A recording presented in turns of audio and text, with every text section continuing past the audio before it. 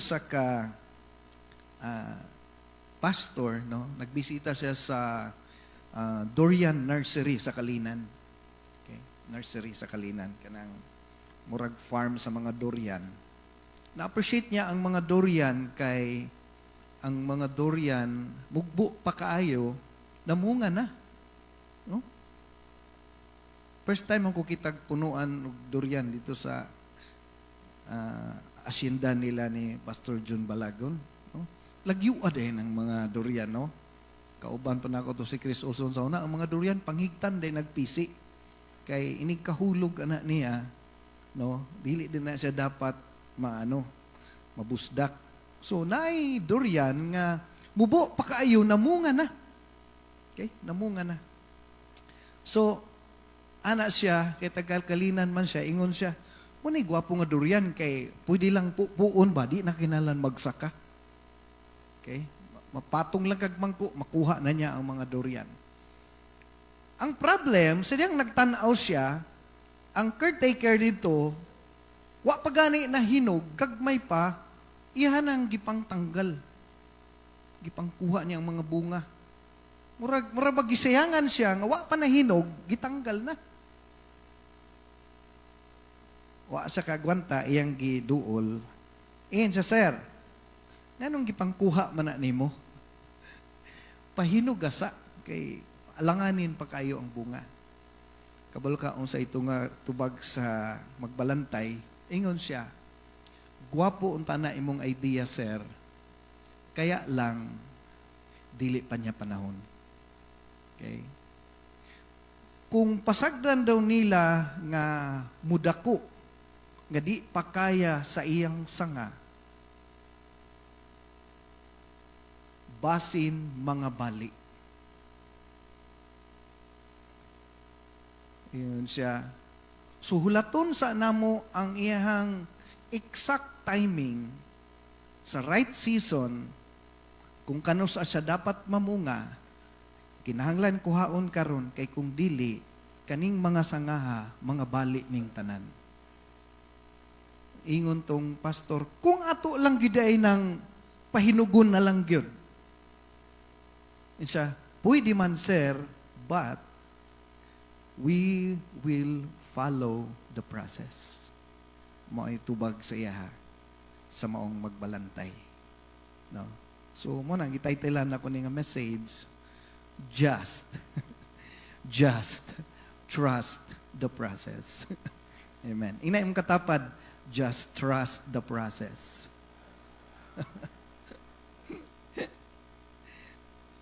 Basin, imong negosyo karon hinay pa kayo. Duha naman ni katuig, wa man gihapon ko. Puro man break even, wa pa jud ko kabawi. Ang loan wa pa maimpas.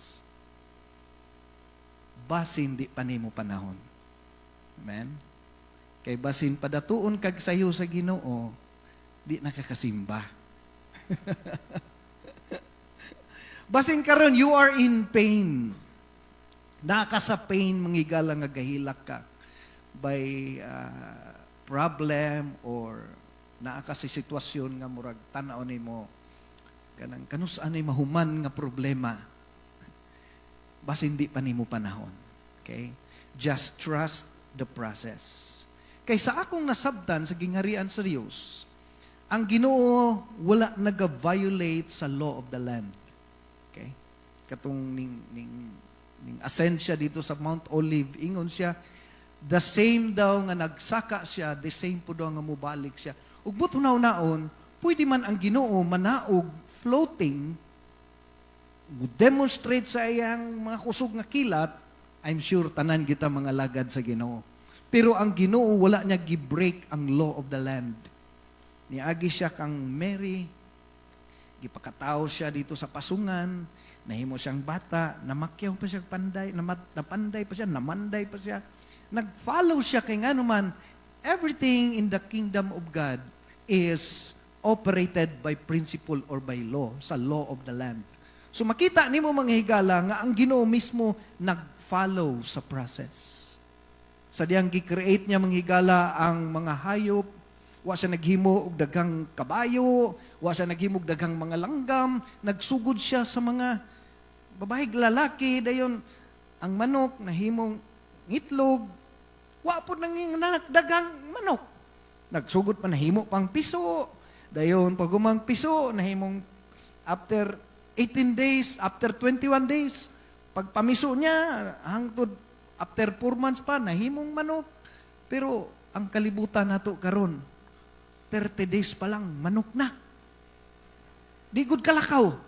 Kaya nga naman, ilang ginabreak ang process. Nasabtan ba ko ninyo? So, everything that God creates, He never operates outside sa law sa land. So, muna always ang Ginoo nagagamit nga mga binhi, naghimo siya mga parables. It's because ang Ginoo, He is the God of process. So, ang uban sa inyo karon, inyong mga problems, financially, healing, pain, agony, marriage problem, anything is under the process. Okay? So, i-trust na to ang process sa Ginoo. So, Matthew 13, hallelujah. Ingon diri sa verse 31, He told them another parable. The kingdom of heaven is like. Kanang word diha nga is like, gamay lang kayo na. Pero kung dili nimo sabto ng is like, di nimo masabtan na imong problema gyatubang karon. Kung masabtan nimo ng susama, sa Bisaya pa na, the kingdom of heaven is like. Kung makasabot ka ng is like, kanang pain nga imong gi-encounter karon, pwede nimo makuha ang comparison. Okay? So ingon diri is like a mustard seed which a man took and planted in his field, though it is the smallest of all seeds, yet when it grows, it is the largest of garden plants and become a tree, so that the birds come and perch in its branches. So, makita nato diri nga si Jesus Christ Himself nagingon, this is how the kingdom of God operates. Ang operating system sa Ginoo is like. Kung unsa ang mechanics nga ginahimo sa Ginoo, pariha daw sa mustard seed. Gamay kayo ang mustard seed. Gamay kayo. Matud pa ni Pastor Frank, ituldok lang nimo ng bullpen diha. Ingnana daw kagamay ang mustard seed. Unya, kaning fig tree, nga gihisgutan diri, no, o kaning mustard nga tree, wa na siya nahimong tree, kundi nabilong din na siya sa herbs. Gulay din na siya. No? Pero kung mudako siya, murag kahoy. Murag, imagine lang ng talong nga mahimong kahoy. Gamay, biyan ng talong, no? Padakuan ng talong. Kay dili siya nabilong sa kahoy, nabilong sa herbs. Ingon dere, nga, moabot ang panahon, bisan mga langgam, musalag nini. So, makita nato mga igala, ang subject nato, diri mga igala, is about the process. Giunsa man sa seed, mahimong tree. Naapay gitawag nato kanang mechanics nga dili siya automatically why nagtanom nga ni harvest dayon. And duha lang ni atong subject karon, no? Duha lang ni kapunto. Ikaduha, verse 31, 32 man na. Ingon diri sa verse 33, and still he told them another parable. Ingon siya, the kingdom of heaven is like. So kaniding mga nahitabo sa atong kinabuhi karon, pwede day mo connect aning duha ka parable ni Jesus Christ. Okay? Ingon sa diri, is like a yeast that a woman took and mixed in about 60 pounds of flour until it works all through the dough. Sa Bisaya pa ni, patubo, gihalo sa harina, dayon gimasa, dayon ning tubo siya. Kumbaga, patubo. Okay? So, ang point na to diri, kulang nga nag-ingon si Jesus Christ, this is how the kingdom of God operates. Una, susama sa liso, gamay pa karon, di pa nimo ma-appreciate. Ang sinugdanan, di pa nimo makita ang result. Pero in the future, dako siya. Ikaduha, tinuod, ang harina gamay, pero kung imong masahon, mutubo na siya, aron mudako, so mag-aampo ta. Bless the power of your words, O God, Lord. Speak to the congregation, God. Search our hearts. We need you tonight, O God. In Jesus' name, Amen. Hallelujah. Walay success overnight. Amen. Walay nahimong kuyaw dayon right away. If you recall, 1986, nagsugod ang church, matud man ni Pastor Frank, it started with 10 people. Nakaabot ko 1990, among mga bangko, mga ratan pa. No? Kami nila ni Pastor Ramon, mga gwapo pa may atong mga panahon na. No? Kita lang mo sa mga katong mga edad na mo, 19 pa, ay nako, makaingon dyan kag, may ragyod wala mi adto. No? No? Mga ano pa mi adto, mga bagets pa mi. Okay? Gamay pa, no? Ang uban diri wala na siguro nang lunch out na. Mga ratan pa niya, gamay pa kayo ang church.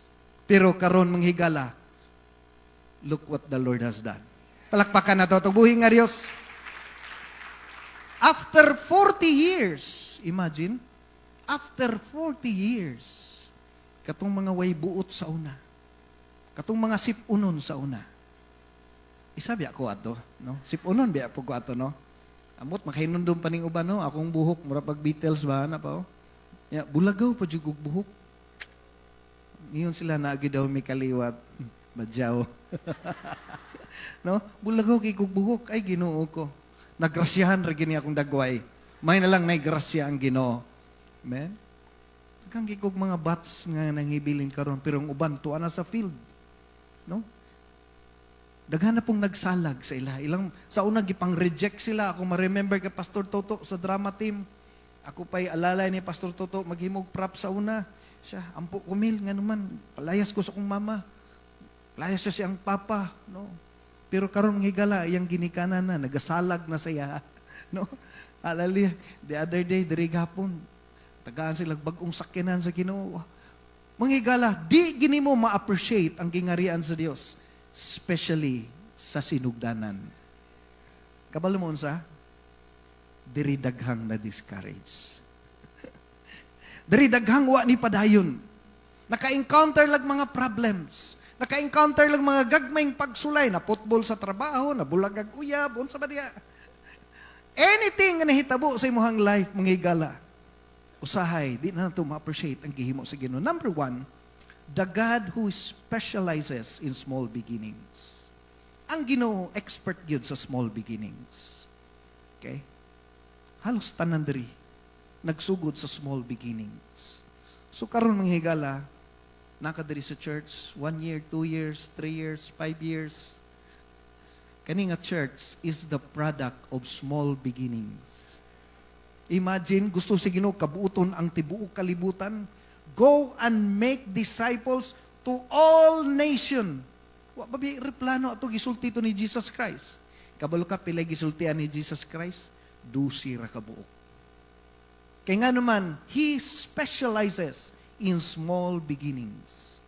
In fact, maunay expertise sa Ginoo. No? Di siya ganahan anang daghan. Ingon sa John chapter 6, 5,000 kabuk nagsunog-sunod sa iya paghimo niya milagro sa tinapay ug pan. Tinapay ug pan, isda ug tinapay. Di lahi mo to loaf bread man tong pandesal. Di na sila parehas. Okay? Pag abot dito manghigala, ug buto na noon, dapat malipay siya. Bingon na siya, uy, ang 12, nahimo ng 5,012. Kaya daghan kung nagsunod-sunod. Pero, pag yun na Jesus Christ, ang gustong musunod sa kuha kinahanglan, pasano niya ang krustanan. Ang Biblia nagaingon sa verse 66, namiya sila tanan. Gingnan pa niya si Pedro, kamo gusto mo muuban? Makita niyo manghigala nga dili ang Ginoo ma-impress sa mga tawag na ito mega church. Kung naaman, praise God. Pero atong makita manghigala ang Ginoo nag-after gyud sa quality of small beginnings. Now, Genesis chapter 8 verse 22. Ang lesson kuhaon nato diri is that we cannot cheat the process. Di ginato pwede ma-cheat ang process. Okay? Walay grade 1 manghigala nga mo automatic og college. Di na nimo pwede tikason. Mag-undergo jud ka. Kung di ka kapasar manghigala, bagsa ka, balik jud ka. Okay? Kinahanglan pa ka mag-take og kanang board exam. Kung sa high school pa na, naapa na sa mong time in CEE. Okay? So, from elementary hangtod high school, hangtod college, you have to undergo the process. Kay part na gyud na siya, ug di naman na pwede ma-cheat. Okay, makita nimo ang principle sa Ginoo, Genesis 8:22.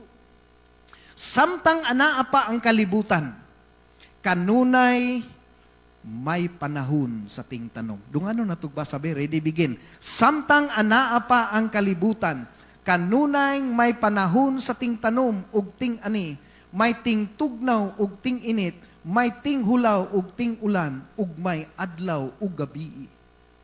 Imagine, Ginoo mismo nag-ingon.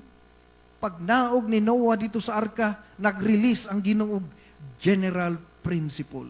Mga matod pa niya, di gyud pwede nga mo harvest ka kung wa kay gitanom.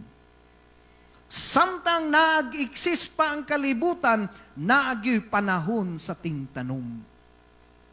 Ang pangutana mga higala, basig gusto kag harvest, nga wa kay gitanom. Unay, dako nga problema ron. Basin maningil ka, nga wa kay gideposit. Ang point nato diri mga higala, naay mga panahon mga higala nga nag-harvest ta sa mga daot nato nga tinanom sa una. Oh yes, nag-suffer ta karon sa mga daot nato nga tinanom sa bata sa una, kawatan, adik bata sa una, karon naa na ta diri sa church. Isa lang biya tong solusyon na. Ang uban sa inyo hadiri napay mga di mayong record sa inyong silingan nga dati kang kawatan. Nya karon nangalagad na ka sa Ginoo. Dati ka, ilado ka sa imong pamilya nga babairo, ilado ka nga nangabit, ilado ka nga bakakon, unya karon naa ka diri sa church. Dili ba rin mo pwede ma-escape ang consequences? Kaya nga naman, ang Ginoo mismo nag-ingon, naay seed time, naay tingtanom. Kabul ko ang say solusyon na. It's time to plant good seed. So karon naa na ka diri sa church, nagplant na ka good seed. Dati mong gibit-bit butilya, inom, sigarilyo, marijuana. Karon, naa ka diri sa church, gadala kag Bible. Uy, manghigala, basig next month mo harvest ka na. Kaning mga nagmatinud-anon karon, walay absent sa mga activities, basin ugma, buntag na para sa imong life. Ingon diri, seed time and harvest shall not cease. So, atong makita mga higala nga, di ginato pwede ma-cheat ang process. John 12:24, ingon si Jesus, verily, truly, I tell you, unless, kuyawan ni Jesus Christ, muhatag expression, no? Murabag, di gyud pwede masayop. Verily na, truly pa, unless. Grabe, doble gyud, no? Ingon sa diri, unless ang usa ka liso nga dili mamatay, mahulog, magpabilin siyang single seed. So mismo ang Ginoo nakasabot sa prinsipyo nga para mudaghan, it produces many seeds, kinahanglan sa siyang mamatay. Para din mo produce, walay liso mangigalang mutubo right away. Ang tanang liso, matud pa, ang lubi, hangtod ya di na malahing, aya pa na mutubo. No? Tanang liso, di na mutubo kung di mamatay. Dapat mamatay sa siya. Okay?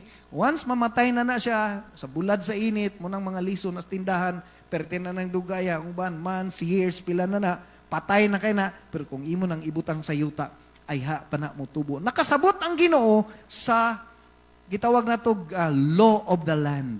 Mao na gid na siya. Nga kinahanglan na agitay itanom. Dayon, Ecclesiastes chapter 3, in everything there is a season. So, in other words, manghigala, ang process nga nahitabo sa imuhang life, you have to wait, kay nga naman, dili ka pwede ka escape, kay naagyo na siya season.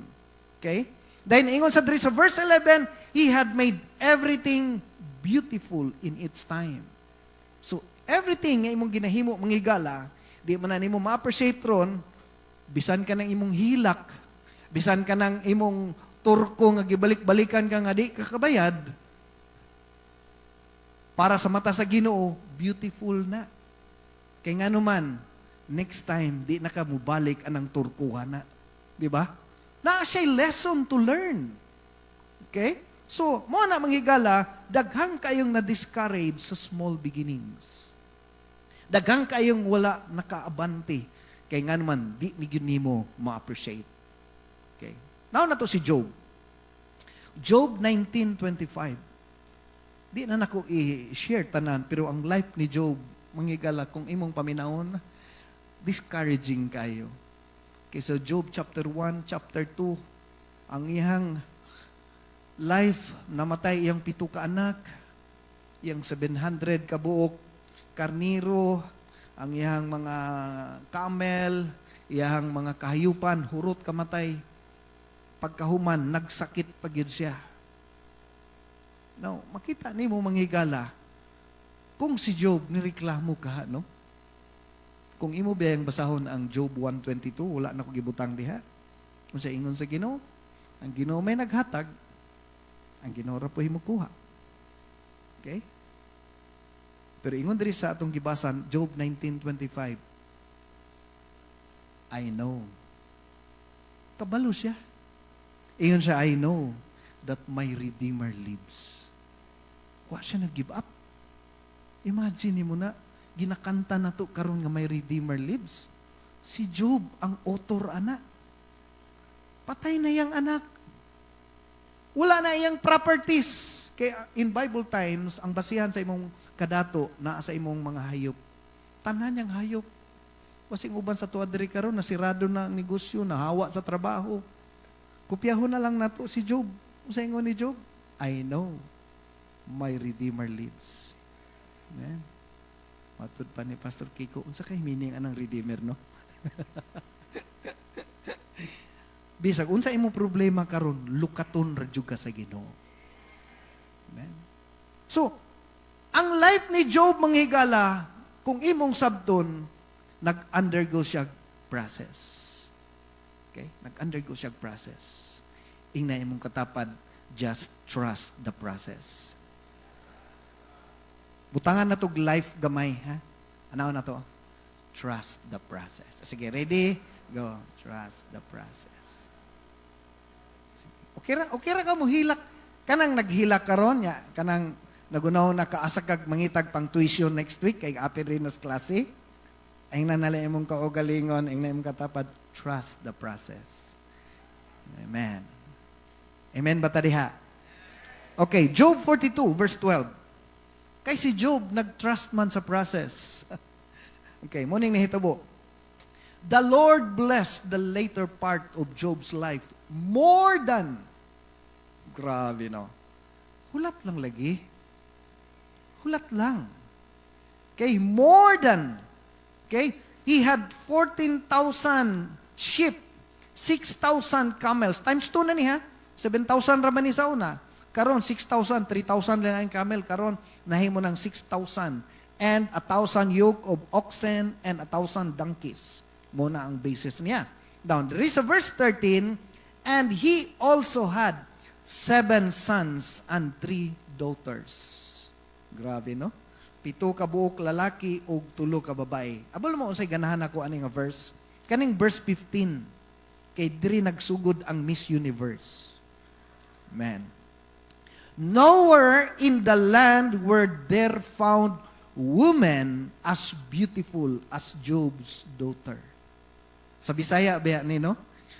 Ang pinakagwapang babae sa ibabaw sa kalibutan. Kuya, pagka-interpret. Taga Cebu siguro nag-interpret ato. No? Pinakagwapang babae sa ibabaw sa kalibutan. Anak ni Job. Pero, sa wa pa na ni abot, grabe pang hilak ni Job siguro. Lord, ang hubag, napailaing hubag ning patong. Wa na ko'y kabutangan siyang lawas. Karon nga, check-in packs lang gani, reklamo na gayta. Lord, tinuod ba ka? Check-in packs pa lang to. Ginoo ko. Nagduda na tabag na abay Ginoo. Nahurot o kamatay. Astang negosyo ni Job, hurot.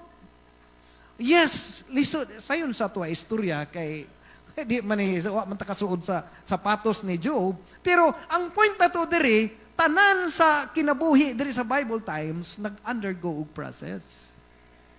Sumudi nang ingon ang Ginoo sa Isaiah no nga, they that wait upon the Lord. Mag-wait lang gid ta. Kay basin gina-process pa. No? Basin, sir, tuwa na sa opisina, hulat na lagperma. Uy, basig ugma pirmahan na sa Ginoo. Gi-process pa imong papilis. May palakpakan sa nato ang Ginoo. Hallelujah, Lord. Genesis chapter 50 verse 20. Si Joseph na pod. Ingon si Joseph, apan mitubag si Jose kanila, ayaw kamo kahadlok ngano, Dios ba ako? Tinuod nga nagtinguha kamo og dautan, bato kanako, apan giplano sa Dios nga musangput kadto sa kaayuhan aron maluwas ang daghang mga tao gikan sa kagutom sama sa nahitabo karon. You intended to harm me, but God intended it for good. Grabe, no? Marabag, napriso ko tungod nimo. Ano ba? Nahimo kong ulipon diri. Gipasanginlan pa ko. Luoy kaya kung kinabuhi tungod ninyo. Karon kay gamhana naman si Joseph. Gubernur na siya. Tanang mga kasundaluhan under niya. No? Marabag, pagkaman niya, makabalos na jud ko ron. Wa ko nimo gipautang sa una. Di po ta ka pautangon ron. Usahay mga basic lang na siya, no? But sometimes, kung atong i-connect sa atong life, na mga panghitabo nga di gyud masabtan. Imagine, gihulog ka sa balon, wa kay gihimong dautan. Pero akong nasabtan, si Joseph nag-undergo process. Di man siguro ka si Joseph, pero kanang mga naggidangat sa imong kinabuhi karon, basin broken-hearted ka, basin gibulagan kag uyab, nya nagunahuna nimo muamba kas tulay. Just trust the process. Okay? There are pains sa ato ang life nga di nato masabtan na ay mga unseen realities. Katong niadto ko sa delivery room na ko'y gibisita. Ganahan ko dito sa paanakan nga nidako kayong poster dito nakabutang. When the pain is so great, miracle is in the process. Pagkabasa na ko, registered sa akong mind ba? Kana ding magbati na gani ka. Gwapo kayo nakabutang dito sa paanakan. When the pain is so great, miracle is in the process. Basin inana po na atong life karon, no? Kay kung wala ba yay pain, wala ba yay growth. Tanan baya nga growth, mag-undergo biyag pain. Tanang mutubo, kinahanglan mangigala, mo nagingon ako, you cannot cheat the process. Inay mong katapad, trust the process. Amen. I hope mangigala nasabtan nato ni. So believe that tomorrow will be better than today. Amen. Amen ba tadiha? That is the mechanics of the unseen. Ayaw pagunahuna nga diha na lang nakutob ang imong life. Amen. Ang uban diri manghigala gikan no dii. Ang uban padiihay pa. No, nya ang uban gusto nang mubalik. Nya ang uban manghigala di nakabalik. Kay giingnag di pakaron. Trust the process. Okay? Hulat-hulat lang mo diha. Katong mga naibog ang uban ni Asinso na, nakasakyan na, ikaw nakabike pa, hulat-hulat lang. Amen. Ganahan ko dito sa Dipolog kay, na-disciple dito nga, ang iyang motor, iyang tawag kay, sa ganito yung tawag? Lamborghini.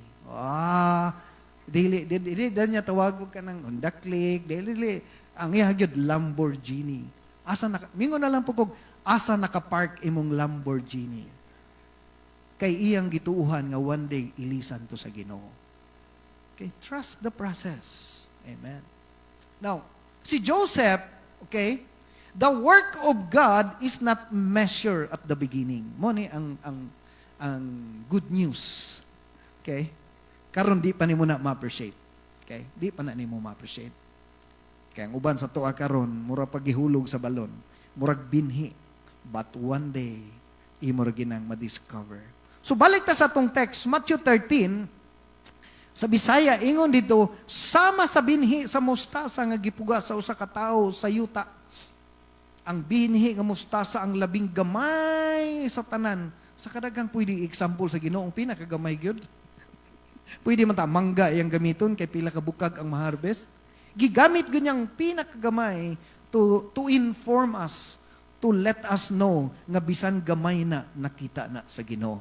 Okay, ingon diri sama sa pinakagamay binhi sa tanan apan kun motubo na kini mao ang labing taas nga mga sa utanon ug sama sa kahoy nga iyang katas-on bisan gani ang mga langgam makasalag diha sa iyang mga sanga. Praise God. Hallelujah. Nay mga butang di pa nato ma-appreciate karon, pero one day makita gina nato. Ingon sa 1 Corinthians chapter 2 verse 9. Ako gining gibisaya para matud pa sa taga Cebu. Tataw gayud. Okay? Okay, dungano na tugbasa. 1 Corinthians 2:9, ready begin. Unsay wala makita sa mata, o madungog sa dalunggan, o wala mo santop sa kasing-kasing sa tao, maoy gitagana sa Dios, alang kanila nga nahigugma kaniya. Ang giandam sa Ginoo sa imo, wala pa ka kakita. Bisag sikanahan lang na akong sakyanan, pero akong nakita, multicabra ba? Sus, may nalang gyud. Ang pamaagi sa Ginoo, wa ko kakita.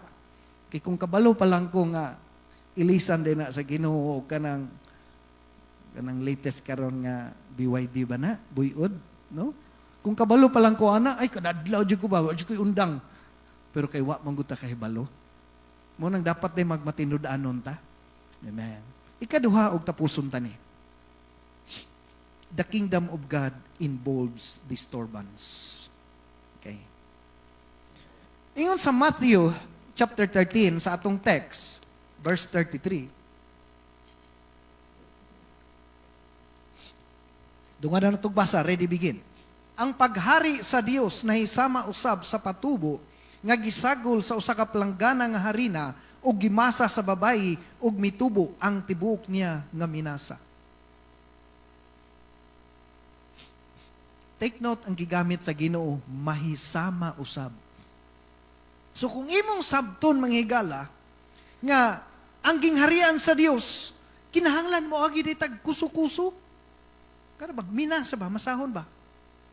Masing ang uban sa diri karon naggimasa pa, no? It involves disturbance. So we cannot escape these spiritual realities. Dili pwede nga alam yan ay, sa una gamay pa, karon dako na kayo, kuyawan na nila, uy, nana sila'y mga BB churches, no, sa laylay nga lugar, kuyawan na nila, uy, taka na kayo sila sakyanan. Mga igala, ang reality, niagi po nigmasa. No, grabing minasahay. Katong pandemic, wala masaha si Pastor Kiko, gikuso-kuso pag-ayo. No? Grabing kinusuhay. Grabe yung kusukuso aning simbahan na ni. Daghan na kayong bagyo na abot. Hangtod karon na sige patag-ampo, no? Sige patag-ampo sa atong kaso kay nga naman. Grabing minasahay.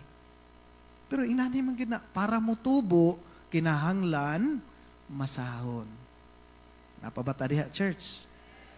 Ang uban grabing minasa, no? Mag-asawa pa lang gani, wa pay labot sa panalangin, gimasa na. Sa relasyon pa lang sa mag-asawa, gimasa na. Wa pa'y labot sa panalangin. Na, unsa na lang. Hallelujah. 1 Samuel chapter 18, kabaluta nga si David, grabing masa sa Ginoo. Gitawag naman unta siya sa Ginoo. Iyon ang Ginoo adto sa balay ni Jesse. Pag-abot mo dito, dihugi ang anak ni Jesse. Pag-abot ni Samuel sa balay ni Jesse, kita niya si Eliab, si Abinadab. Mga warrior biya to, ha? Si Shammah, kay mga lawas, mga sundalo ni Saul. Ingon dayon si Samuel, kani, mauna ning gitawag sa Ginoo. Kuha din siya siyang oil. Pag-action niya kaya oops, ingon ng Ginoo, di na mao. Siya, wa na ba'y lain? Ingon pa si Jesse, wala na gid. Namang bata dito, pero di naman siguro to. Kaya di man to warrior. Ingon dayon si Samuel, tawaga. Paggawas gyud sa eksena ni David, ingon din ang Ginoo, mauna na. Saan ninyo? 1 Samuel chapter 16, ay ingon din ang Ginoo, mauna na. Sa mata na to, di gyud, apiki gyud, subidahon. Sa atong mata, pero sa mata sa Ginoo, mauna na. Okay? So sometimes mga higala, na mga butang sa itong kinabuhi, di gid na ito masabtan.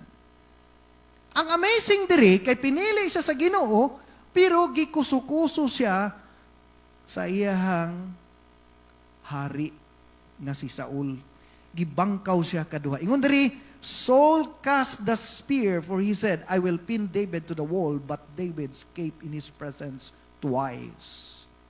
According sa mga Bible scholar, 3 years si David nag-agwanta sa lamok, nagtago-tago dito sa mga langob, cave to cave, lasang to lasang, desert, dagan-dagan. Ang gingon sa Ginoo, mauna na. Pero here comes, nagdagan-dagan, nagtago-tago. Napoy mga tao diri, no? Kaya mo na ning church akong gipangita. Diri na siguro ko gibutang sa Ginoo, pero here comes, nagdagan-dagan na ka sa problema. This is how the kingdom of God operates. Diri, muna yun ang Ginoo, mahisama. Okay? So ang Biblia nagaingon mga higala, nga si David nagtago-tago because sometimes God will use our leader's weakness to reveal our true character. Kaniding weakness atong mga leaders, Bible study leader, associate pastor, mga choir leader, music leader, sometimes even ang atong pastor, mura po rin ginabangkaw, no? Pasangin lang tang anong ako mangyud, no? Murabag ikaw ginabangkaw ba? Murabag ikaw ako mag-iinitan aning pastor. Pero sometimes God will use our leader's weakness para ma-reveal ang imong true character. Because that is part of the process. Inaim katapad, trust the process. Kabalo mo say amazing diri. 2 Samuel 9 verse 1 hangtod sa verse 5. Kanina impress kay ko ani nga verse ba. Patay na si Saul, patay na humana, David hari na. Kay mo cut na lang ko, mo ambak na lang ko sa story. Nangutana si David, may nahibilin pa ba sa pamilya ni Saul nga akong mapakitaan sa kaayos sa Dios? Nakita ninyo yung heart ni David? Human siya gidawg-daog, human siya gikantsawan, human siya nag-inom dito sa sapa, nagsige katulog sa daghang lamok, ilalom sa langob. Wa say klarong katulugan. Pero makita ni mo manghigala, sa dihang gidala na siya sa Ginoo sa usa ka promotion, ningon paghapon si David, katong gustong mo patay sa ako ba? Napabay pamilya niya para pakitaan akong kaayo? But pasabot manghigala, katudayng mga years nga gikuso-kuso ang life ni David, kay gusto day makita sa Ginoo kung ready na ba si David sa iyahang promotion. Isa sa mga favorite quotes nga akong ginagamit kanunay, God will not bring you to a promotion that your character cannot handle. Hallelujah. Praise God. 2 Timothy chapter 4 verse 1 and sa verse 8. Tapos ta din Muna yung word ni Paul. Kay si Paul na priso naman.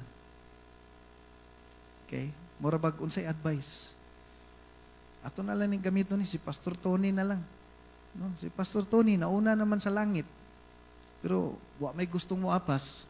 So, iyahan na lang ng word ni Pastor Tony. Kay, kabalo man si Paul nga mamatay, wala na gyud siya. Giingnan niya ang disciple si Timothy. Apan, ikaw, Timoteo, isipan na lang ikaw giingnan ni Paul, ha? O ikaw baka giingnan ni Pastor Tony? Bantayi ang imong kaugalingon kanunay, kung moabot ang kalisod. Nabay naabot kalisod diri ron? Gamayar kaya yung kalisod. Uy, Shopee ra nang umabayran, gamayar kay na. Kung moabot ang kalisod, unsay word ni Paul? Agwantahalang. Okay ra ba ta diha? Sige, ina imong katapad, agwantahalang. Wa kay pangbayad tubig ugma. Sige, agwantahalang. Wala kay pangbayad sa tuition kay opening na next week.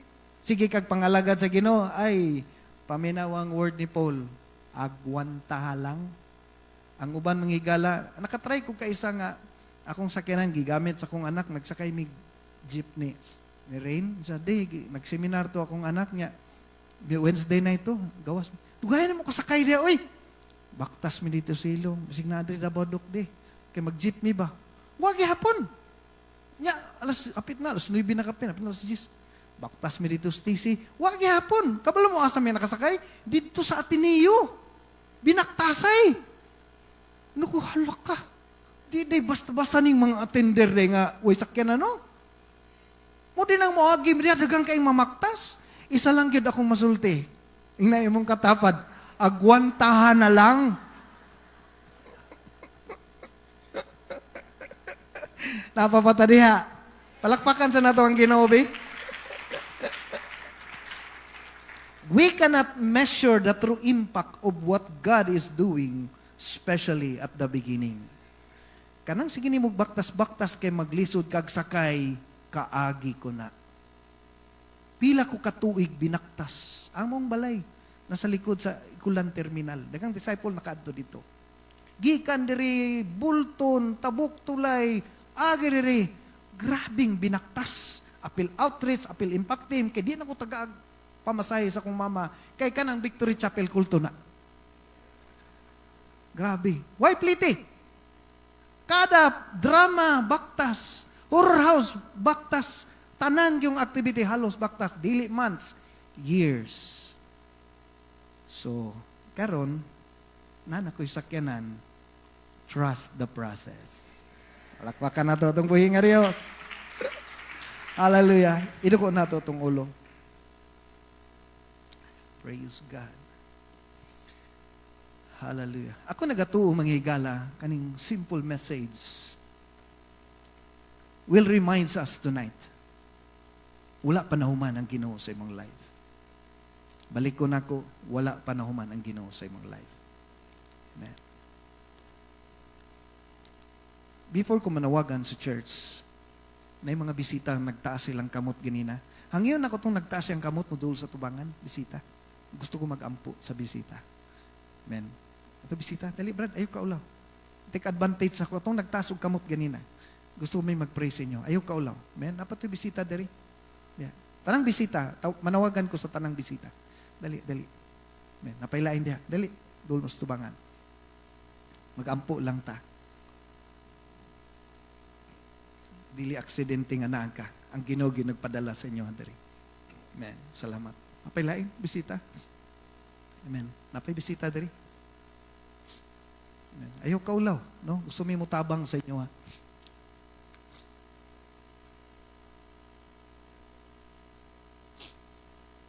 Amen. Praise God.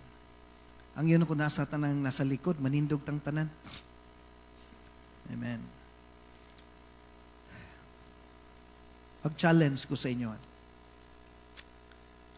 Wa ko kabalo.